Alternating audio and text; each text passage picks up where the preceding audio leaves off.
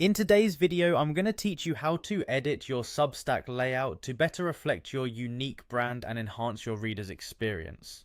Whether you're new to Substack or looking to give your publication a fresh look, these steps will guide you through the process efficiently. First, head over to your Substack dashboard. Once you're there, look for the settings option likely found at the top of the page. Clicking on this will open up a list of configuration options available for your publication. Next, direct your attention to the left panel of the screen. Here you should find a tab labeled Website. Clicking on this will start steering your customization efforts in the right direction. After entering the website section, you'll encounter a drop-down menu labeled Publication Theme. This is where you can exercise creative control over the look and feel of your site. Open this drop-down and select Custom Theme. This choice unlocks a suite of specific customization features that allow you to tailor your publication's appearance. Next, you need to navigate to the theme editor, which is your main hub for making visual adjustments. To do this, locate the option that says Go to Website Theme Editor. Clicking this option will lead you to an interface where all the magic happens.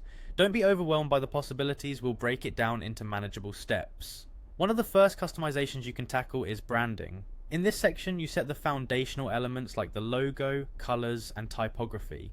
Think of this as the personality of your publication. The logo is your visual anchor, the colors define the mood, and the typography makes your content easy and pleasant to read. Take some time here to ensure these components align with your overall vision.